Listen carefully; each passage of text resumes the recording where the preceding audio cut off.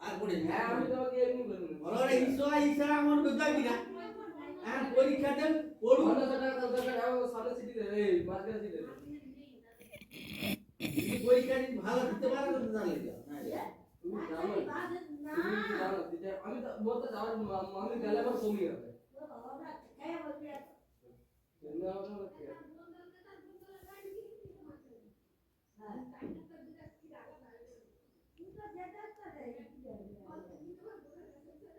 তোমাকে বাসে যাওয়া হবে না তোমার 4 দিন তো 2 দিনে 5 টাকা নিয়ে দিতে পান